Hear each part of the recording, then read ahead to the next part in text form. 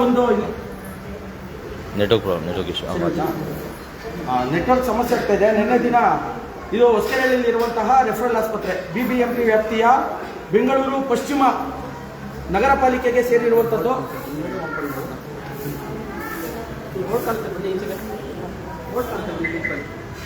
ಅಲ್ಲ ಡಾಕ್ಟರ್ ತೋರಿಸ್ಬೇಕಲ್ಲ, ಅಲ್ಲೇನು ಮಾತಾಡ್ಕೊಂಡು ಹೋಗೋಣ ಬನ್ನಿ. ಯೋಗೇಶ್ ಅನ್ನೋ ಹುಡುಗ ನಿನ್ನೆ ದಿನ ಸ್ಕಾಲರ್ಶಿಪ್ಗೆ ಅಪ್ಲೈ ಮಾಡೋದಕ್ಕೋಸ್ಕರ ಫಿಸಿಕಲ್ ಫಿಟ್ನೆಸ್ ಸರ್ಟಿಫಿಕೇಟ್ಗೆ ಇಲ್ಲಿ ಬಂದಿದ್ದಾರೆ. ಇಲ್ಲಿ ಬಂದ ನಂತರ ಇಲ್ಲೇನೇನಂತಪ್ಪ ನೀನು ಏನು ಬರ್ಕೊಟ್ರು?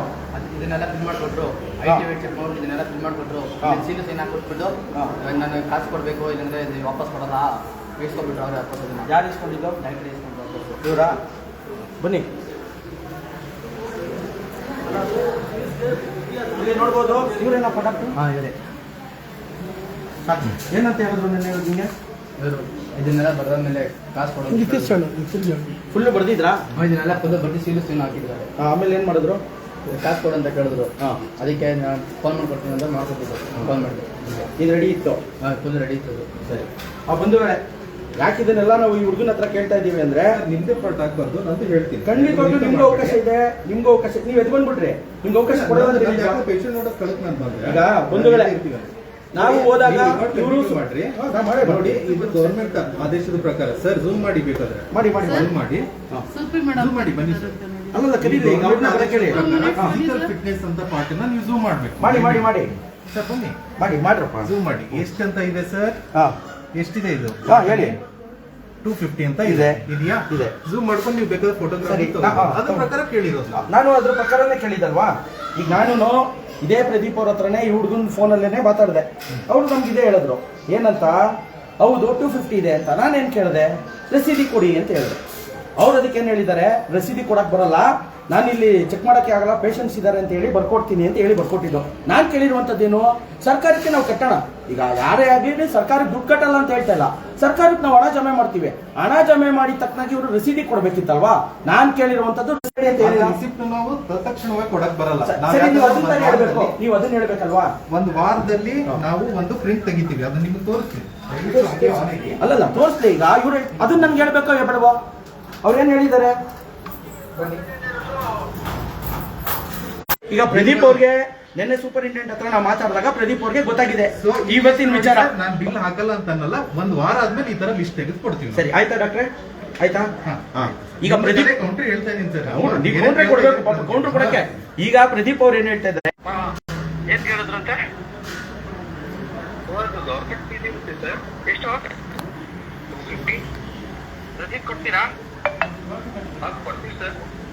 300 ಏನೋ ಕೇಳಿದ್ರಂತಲ್ಲ, 300 ರುಪೀಸ್ ಏನೋ ಕೇಳಿದ್ರಂತೆ. ಹೌದಾ? ಯಾರು 300 ಕೇಳಿದ್ರು? ಕೊಡ್ತೀವಿ ಅಲ್ಲಿ. ಅಲ್ಲೇ ತಗೊಳ್ಳಿ ನೀವು. ಯಾರು ಮಾತಾಡ್ತಿರೋದು? ಡಾಕ್ಟ್ರು. ನಮ್ಮ ಹೆಸರು ಡಾಕ್ಟರ್ ಪ್ರದೀಪ್ ಅಂತಾರೆ. ಪ್ರದೀಪ್ ಅವರೇ, ಈಗ 250 ಏನ್ ಕೊಡ್ತಾರೋ ಅವ್ರು ಇಸ್ಕೊಡಿ, ರಸೀದಿ ಕೊಡಿ ಸರ್. ಯಾವ್ದು ಬೇಡ ಬೇಡ, ನೀವು ಬೇರೆ ಕಡೆ ತಗೊಂಡ್ಬಿಡಿ. ಹಂಗೆಲ್ಲ ಹೇಳಕ್ ಬರಲ್ವಲ್ಲ, ಸರ್ಕಾರಿ ಆಸ್ಪತ್ರೆ ಅದು. ನಾನು ಬರ್ಕೊಡ್ತೀನಿ, ನಾನು ಕೊಡಕ್ಕಾಗಲ್ಲ, ನನ್ನ ಪೇಷಂಟ್ಸ್ ಇದಾರೆ ಅಂತ ಹೇಳ್ಬಿಟ್ಟು ಸರ್. ನನ್ನ ಪೇಷಂಟ್ಸ್ ಇದಾರೆ ಅಂತ ಹೇಳಿ. ಹೌದು, ನೀವು ಅದನ್ನೇ ಬರೀಬೇಕಿತ್ತು. ಈಗ ಇದೇ ಡಾಕ್ಟ್ರು ಏನ್ ಹೇಳಿದ್ದಾರೆ ಆಡಿಯೋದಲ್ಲಿ ಕ್ಲಿಯರ್ ಆಗಿದೆ. ಪ್ರದೀಪ್ ಅವರೇ ಮಾತಾಡಿರುವಂತ ಆಡಿಯೋ. ನಾನು ಯಾವಾಗ ಹಣ ಕಟ್ತೀವಿ ರಸೀದಿ ಕೊಡಿ ಎಂದು ಅವ್ರಿಗೆ ಪಾಪ ರಸೀದಿ ಕೊಡಕ್ಕೆ ಅದಾಗಲ್ಲ ಅಂತ ಹೇಳ್ಬೇಕಿತ್ತು. ನನ್ಗೆ ಇವತ್ತಾಗಲ್ಲ, ಇನ್ನೊಂದು ವಾರ ಬಿಟ್ಟು ರಸೀದಿ ಕೊಡ್ತೀನಿ ಅಂತ. ಆದ್ರೆ ಏನ್ ಹೇಳಿದ್ರು? ನೀವು ಬೇರೆ ಕಡೆ ಹೋಗಿ, ನನಗೆ ಪೇಷಂಟ್ಸ್ ಇದ್ದಾರೆ. ಈ ಸರ್ಟಿಫಿಕೇಟ್ ಅಲ್ಲಿ ಅವರು ಡಾಕ್ಟರ್ ಏನಂತ ಹೇಳ್ಬೇಕಿತ್ತು? ಪೇಷಂಟ್ಸ್ ಇದ್ದಾರೆ, ನಾನು ಕೊಡಕ್ ಬರಲ್ಲ ಅಂತ ಬರೀಬೇಕಿತ್ತು. ಇವ್ರೇನ್ ಬರ್ದಿದ್ದಾರೆ? ಬೋರ್ಡ್ ಇಲ್ಲ, ಎಕ್ಸಾಮಿನ್ ಮಾಡಕ್ಕೆ ಬೋರ್ಡ್ ಇಲ್ಲ ಅಂತ ಬರ್ಕೊಟ್ಟಿದ್ದಾರೆ. ಇದು ಡಾಕ್ಟರ್ ಪ್ರದೀಪ್ ಅವರ ಕರ್ತವ್ಯ ಲೋಪ. ಹಾಗಾಗಿ ಕರ್ನಾಟಕ ರಾಜ್ಯ ಸಮಿತಿ ಪಕ್ಷ ಹೌದು ಈಗ ಹಳೆದೆಲ್ಲ ತೋರಿಸೋದಲ್ಲ, ಈಗ ದಾಖಲೆ ಇದೆ. ಈಗ ನೋಡಿ ನೀವು ಅದನ್ನೇ ಬರ್ಕೊಡ್ಬೇಕಿತ್ತು, ನೀವು ಅದನ್ನ ಬರ್ಕೊಡ್ಬೇಕಿತ್ತು. ನೋಡಿ ಇವ್ರು ಅದನ್ನ ಡಾಕ್ಟರ್ ಬೇಕಿಲ್ಲಿ ಅದನ್ನ ಬರೀ ಮತ್ತೆ ಪ್ರತಿಯೊಂದು ನಿಮ್ದೇ ಪಾರ್ಟ್ ಹೇಳ್ತಾ ಹೋದ್ರೆ ಇದು ನೇರವಾಗಿ. ಸರಿ, ಈಗ ಅಲ್ಲಿ ಬರ್ದಿಟ್ಟಿದ್ದೀರಲ್ಲ ಸರ್ಟಿಫಿಕೇಟ್, ಅದು ಹೆಂಗ್ ಬರೆದ್ರಿ? ಹೆಂಗ್ ಬರೆದ್ರಪ್ಪ? ಈಗ ನೋಡಿ ಇವರ ಕರ್ತವ್ಯ ಇಲ್ಲೇ ಕಾಣಿಸ್ತಾ ಇದೆ. ಆ ಸರ್ಟಿಫಿಕೇಟ್ ಅನ್ನು ತೆಗೆದ್ರೆ ಗೊತ್ತಾಗುತ್ತೆ. ನಮಗೆ ಗೌರ್ಮೆಂಟ್ ಫೀಸ್ 300 ರೂಪಾಯಿ ಕೇಳಿದ್ದೀರಾ? ಗೊತ್ತು ನಮಗೆ. ನಾನು ಕೇಳಿದ್ದಕ್ಕೆ ತೋರಿಸ್ತಾ ಇದ್ದೀರಾ. ಕಟ್ಟಪ್ಪ ಫೀಸ್. Government fees 300 ರೂಪಾಯಿನಾ? 250 ರೂಪಾಯಿ ಕಟ್ಟು ನಡಿ. ಈಗ ನೆನ್ನೆ ಕೊಡಲ್ಲ ಅಂದ್ರು, ಇವತ್ತಾಗುತ್ತೆ. ನಡಿಯಪ್ಪ, ಅದು ಫೀಸ್ ಕಟ್ಟೋಗಿ. ಅದೇನು ಗೌರ್ಮೆಂಟ್ ಫೀಸ್ ಇದೆ, ನೀವು ಬೇಕಾದ್ರೆ ಸ್ಕ್ಯಾನರ್ ಮಾಡಿ 250 ರೂಪಾಯಿ ಕಟ್ಬಿಟ್ಟು ಎದಿಸ್ಕೊಳ್ಳಿ.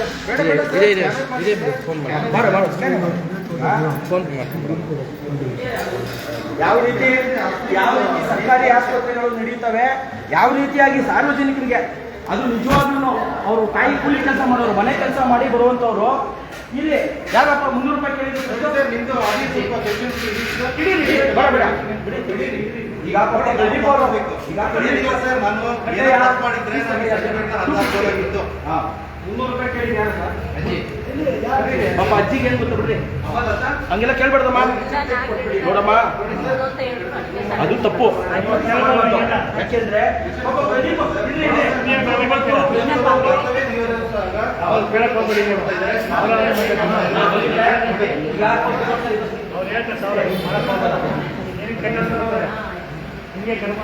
ಇದು ಬಂಧುಗಳೇ, ಯಾವ ರೀತಿಯಾಗಿ ಸಾರ್ವಜನಿಕರನ್ನ ಪ್ರಶ್ನೆ ಮಾಡೋರ ಮೇಲೆ ಎತ್ತುಕಟ್ಟುವಂತ ಕೆಲಸವನ್ನ ಯಾವುದೇ ಸರ್ಕಾರಿ ಅಧಿಕಾರಿಗಳಾದ್ರೂ ಮಾಡೋದಿದೆ. ಯಾವುದೇ ಸರ್ಕಾರಿ ಕಚೇರಿಗೆ ಹೋಗ್ಲಿ, ಸರ್ಕಾರಿ ಆಸ್ಪತ್ರೆಗೆ ಹೋಗ್ಲಿ, ಏನಾಗುತ್ತೆ ಸಾರ್ವಜನಿಕರು ಬಂದು ಕಾಯ್ತಾ ಇರ್ತಾರೆ. ಅವ್ರ ಮೇಲೆ ಕೇಳುವಂಥವ್ರನ್ನ, ಪ್ರಶ್ನೆ ಮಾಡುವಂಥವ್ರನ್ನ ಸರ್ಕಾರಿ ಅಧಿಕಾರಿಗಳು ಡಾಕ್ಟರ್ನು ಸೇರಿ ಯಾವ ರೀತಿಯಾಗಿ ಎತ್ಕಡ್ತಾರೆ ಅನ್ನೋದಕ್ಕೆ ಇಲ್ಲೊಂದು ತಾಜಾ ಉದಾಹರಣೆ ನೀವೆಲ್ಲ ನೋಡ್ತಾ ಇದ್ದೀರಾ. ಈಗ ಒಂದೇ ವಿಚಾರ ಅನ್ಯಾಯ ಮಾಡಿ ಈಗ ಆಡಿಯೋದಲ್ಲಿ ಕೇಳಿಸಿದ್ದೀನಿ, ಆಡಿಯೋದಲ್ಲಿ ನಾನು ಕೇಳಿಸಿದ್ದೀನಿ.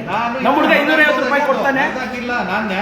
ಹೌದು, ಇಲ್ಲ ನಾನು ತಲೆ ಬರುತ್ತೆ, ನಾನು ಅನ್ಯಾಯ ಮಾಡಿದ್ದೀನಿ ಅಂತಂದ್ರೆ ನಾನು ತಪ್ಪು ಮಾಡಿದ್ದೇನೆ, ಅರ್ಧ ಆಗ್ತಾ ಇದ್ದೆ, ಅರ್ಧ ಹಾಕಿಲ್ಲ, ನಾನು ಫೀಸ್ ಕಟ್ಟಿದ್ಮೇಲೆ ಕೊಡ್ಬೇಕು ಅಂತ ಸುರಕ್ಷಿತವಾಗಿ ಇಟ್ಕೊಂಡು. ಹೌದು ಹೌದು ಹೌದು ಹೌದು ಆಯ್ತು. ಹಾಗೆ ಜೂಮ್ ಮಾಡಿ ಸರಿ. ಈಗ ಇದು ಇವತ್ತು ನೆನ್ನೆ ಆಗುವಂತ ಕೆಲಸ ಇದು ಸರಿಯಾಗಿ ಕೊಡಿ ಸರ್ ಡಾಕ್ಟರ್. ಈಗ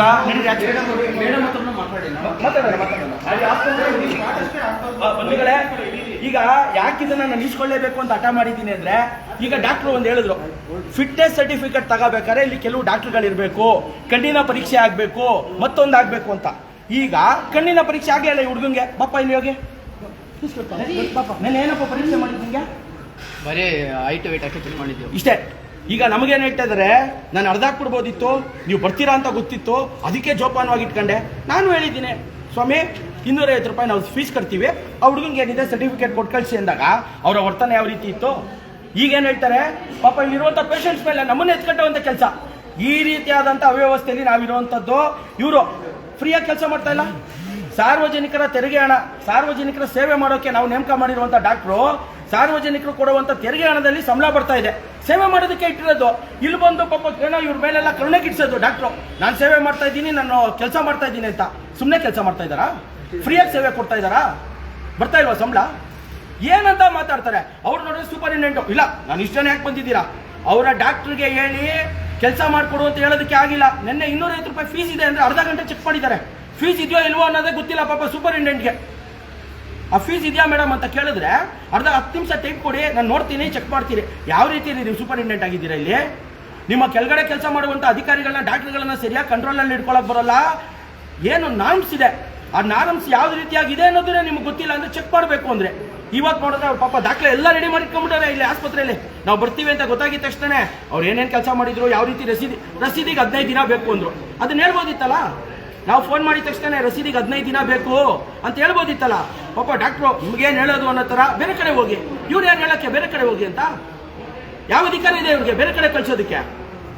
ಪೇಷಂಟ್ಸ್ ಅಂತಾರೆ. ಇವತ್ತು ನೋಡಿದ್ರೆ ಪೇಷಂಟ್ ಇಲ್ಲೇನು ಬರ್ಕೊಟ್ಟವ್ರೆ, ನಮ್ಮ ಹತ್ರ ಡಾಕ್ಟರ್ಗಳಿಲ್ಲ, ವ್ಯವಸ್ಥೆ ಇಲ್ಲ ಅಂತ ಬರ್ಕೊಡ್ತಾರೆ. ಆದ್ರೆ ಇವತ್ತು ಸರ್ಟಿಫಿಕೇಟ್ ಬಂದಿದೆ. ಯಾವ ರೀತಿ ಇದು? ಇವತ್ತು ನಾವು ಈ ರೀತಿಯಾಗಿ ಇರುವಂತವ್ರನ್ನ ನಾವು ಮತ್ತೆ ಮತ್ತೆ ಇಲ್ಲೇ ಇಟ್ಕೊಳ್ಳಕ್ಕೆ ಬಿಟ್ರೆ ನಿಜವಾಗ್ಲೂ ಗೊತ್ತಿದ್ದು ನಾವು ತಪ್ಪು ಮಾಡ್ದಂಗೆ ಆಗುತ್ತೆ. ಹಾಗಾಗಿ ಇವತ್ತು ಕರ್ನಾಟಕ ರಾಜ್ಯ ಸಮಿತಿ ಪಕ್ಷ ಇಲ್ಲಿರುವಂತ ಡಾಕ್ಟರ್ ಮೇಲೆನೆ ಲೋಕಾಯುಕ್ತಕ್ಕೆ ದೂರನ್ನ ಕೊಡ್ತೀವಿ. ಸಾರ್ವಜನಿಕರ ಸೇವೆ ಮಾಡೋದಕ್ಕಿರೋದು ಇಲ್ಲಿ ಯಾರೋ 300 ರೂಪಾಯಿ ಕೇಳ್ತಾರೆ, ಕಾಸು ಕೊಡಲ್ಲ, ರಸೀದಿ ಕೊಡಿ ಅಂತ ಕೇಳಿದ್ರೆ ಈ ರೀತಿಯಾಗಿ ಬರ್ಕೊಡ್ತಾರೆ. ಹಾಗಾಗಿ ಇಲ್ಲಿರುವಂತ ಡಾಕ್ಟರ್ ಪ್ರದೀಪ್ ಅವ್ರ ಮೇಲೆ ಕರ್ನಾಟಕ ರಾಷ್ಟ್ರ ಸಮಿತಿ ಪಕ್ಷ ಇವತ್ತು ಲೋಕಾಯುಕ್ತದಲ್ಲಿ ದೂರನ್ನ ದಾಖಲು ಮಾಡುತ್ತೆ. ಅದಾದ ನಂತರ ನೋಡೋಣ ಇವರು ಏನೇನು ಹೇಳ್ತಾರೆ. ಪಾಪ ಅದೆಲ್ಲ ತೋರಿಸ್ತಿದ್ರಲ್ಲ, ನಾವು ಕೊಡ್ತೀವಿ ಲೋಕಾಯುಕ್ತರಿಗೆ ಆಡಿಯೋ ಕೊಡ್ತೀವಿ, ಇಲ್ಲಿರುವಂತ ಅವ್ರು ಕೊಟ್ಟಿರುವಂತ ಸರ್ಟಿಫಿಕೇಟ್ ಕೊಡ್ತೀವಿ. ಅವರು ಹೇಳಿದ್ದಾರೆ ಈಗ ಕಣ್ಣಿನ ಡಾಕ್ಟರ್ ಇಲ್ಲ ಅಂದ್ರು, ಹೆಂಗ್ ಸರ್ಟಿಫಿಕೇಟ್ ಬಂತು? ಇದು ಅಪರಾಧನೇ. ಈ ರೀತಿಯಾಗಿ ನೋಡೋಣ ಎಷ್ಟೆಷ್ಟು ಸರ್ಟಿಫಿಕೇಟ್ ಇಶ್ಯೂ ಮಾಡಿದ್ದಾರೆ, ಯಾವ್ಯಾವ ರೀತಿ ಮಾಡ್ತಾ ಇದ್ದಾರೆ, ಸಾರ್ವಜನಿಕರನ್ನ ಯಾವ ರೀತಿ ಅವ್ರ ಹತ್ರ ವಸೂಲಿ ಮಾಡ್ತಾ ಇದ್ದಾರೆ ಅನ್ನೋದನ್ನ ನೋಡೋಣ. ಇದು ಬಂಧುಗಳೇ, ಇಷ್ಟು ಇಲ್ಲಿನ ಹೊಸಕೇರಹಳ್ಳಿಯಲ್ಲಿರುವಂತಹ ರೆಫರಲ್ ಆಸ್ಪತ್ರೆಯ ವ್ಯವಸ್ಥೆನೋ ಅವ್ಯವಸ್ಥೆನೋ ನೀವೇ ತೀರ್ಮಾನ ಮಾಡಬೇಕು. ನಮಸ್ಕಾರ.